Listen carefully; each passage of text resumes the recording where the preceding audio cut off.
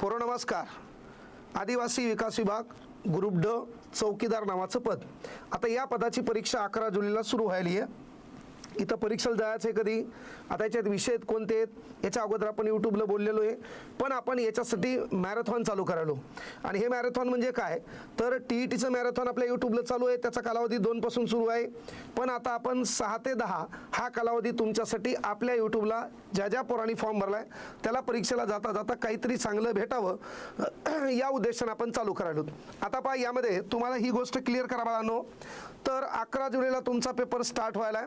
तो व्हायला आहे वर्धा चिमूर भामरागड प्रकल्प कार्यालयाअंतर्गत. त्यानंतर पहा, लक्षात घ्या, हे सांगितलं आदिवासी विकास विभाग 27/4/2026 रोजी चौकीदार गट ड संवर्गाच्या 478 पदाची ॲड आली होती. कळलं का? त्यासाठी जी परीक्षा आहे घोडेगाव पुसद भंडारा 11 जुलैला शिफ्ट 2 मध्ये पेपर होणार आहे. धारणी जव्हार आहेरी कळमनुरी 12 जुलै 2026ला पेपर होणार आहे. शिफ्ट 1 मध्ये होणार आहे. चंद्रपूर नंदुरबारचा 12 जुलैला पेपर होणार आहे. शिफ्ट 2 मध्ये पेपर होणार आहे. शिफ्ट 2 आणि 1चा टायमिंग नंतर पुढे कळून जाईल तुम्हाला. धुळे नागपूर 13 जुलैला पेपर होणार शिफ्ट 2 मध्ये. छत्रपती संभाजीनगर राजूर आणि पेन याचा 14 जुलैला पेपर होणार शिफ्ट 1 मध्ये. कळवण किनवट हे अंतर्गत जे पेपर असेल तो 14 जुलैला होणार आहे शिफ्ट 2 मध्ये. अकोला गडचिरोली पांढरकवडा 15 जुलैला शिफ्ट 1 मध्ये. देवरी शहापूर यावल आणि सोलापूर शिफ्ट 2 मध्ये पेपर होणार 15 जुलैला. नाशिकचा शिफ्ट 1 मध्ये, नाशिक शिफ्ट 2 मध्ये 16 जुलै. 11 जुलैपासून हा पेपर स्टार्ट व्हायला आहे. आता पहा, हा पेपर ऑनलाईन पद्धतीने होणार आहे.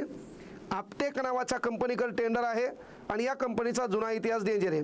जर या परीक्षेमध्ये काही सावळा गोंधळ झाला, तुमचा कार्यक्रम ठोकला गेला, तर मग तुमच्यावर अन्याय होताना तुम्ही रस्त्यावर येत नसाल तर दोषी पहिले तुम्ही आहात. कारण अन्याय सहन करणाऱ्यापेक्षा अन्याय सहन करणारा जास्त गुन्हेगार असतो. तुमचं काम आहे ऑनलाईन परीक्षेच्या विरोधात आपल्याला एकत्र यावं लागेल. आता MPSCच्या देखील म्हणजे आपल्याला एक चॉकलेट दिले, वर्षातून 3-4 आम्ही प्रिलिम घेणार. कळलं का? त्याचाही पैसा तुम्ही जमा करणार, लाडक्या बहिणीला वाटणार. प्रत्येक परीक्षा ऑनलाईन करणार, परीक्षेत गोंधळ होणार, नॉर्मलायझेशनमध्ये चांगल्या पोराची माती होणार. आणि मग जे पोरग गुणवंत आहे, जे पोरग हुशार आहे त्याच्या पदरात नेहमी निराशा पडणार, तो जीवाचं बरवाईट करणार आणि हा दोष ह्या ऑनलाईन कंपनीकडेच जाणार. पण याचं कोणी वाकडं करू शकणार नाही, कारण यांच्याकडं लय मोठं घाबाड यांनी कमवलेलं आहे. तर हा गोंधळ जर झाला त्याला दोषी तुम्ही आहेत. बॅच प्रत्येकाने टाकल्या होत्या, बॅच काँग्रेस सरनं टाकली होती, तर तुमचं काम होतं.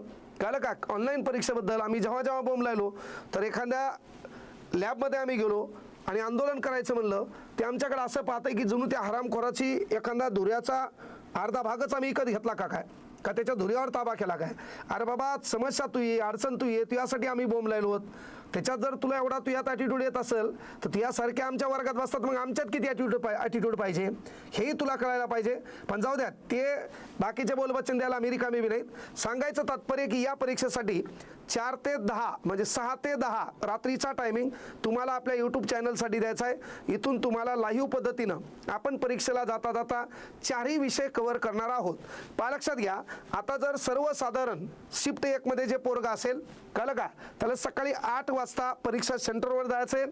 9 वाजता गेट क्लोज होणार आहे, 9:30 वाजता.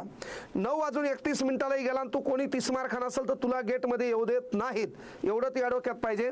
सकाळी 10 वाजता तुझा पेपर स्टार्ट होणार आहे. 12 वाजता पेपर तुझा एंड होणार आहे.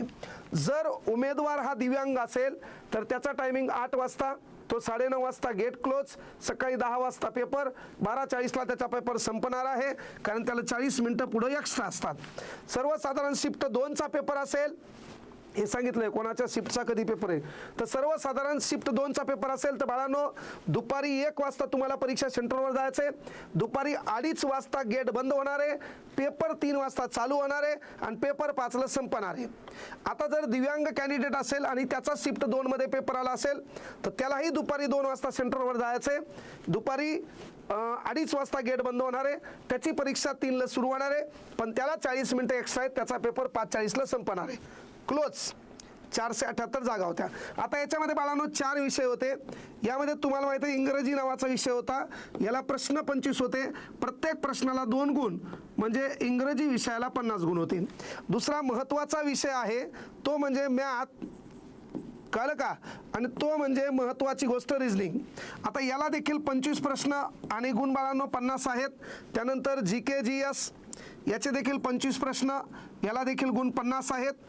कळलं का? आणि यानंतर बाळांनो विषय होता महत्त्वाची गोष्ट मराठी, 25 प्रश्न 50 गुण.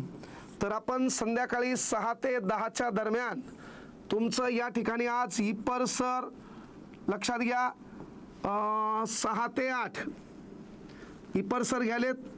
जीकेचं पोस्टमॉर्टम काल भाग 1 झालाय, आज भाग 2 पाहायचा आहे. आणि संध्याकाळी 8 ते 10 यूट्यूबचा टायमिंग माझ्यासाठी आहे.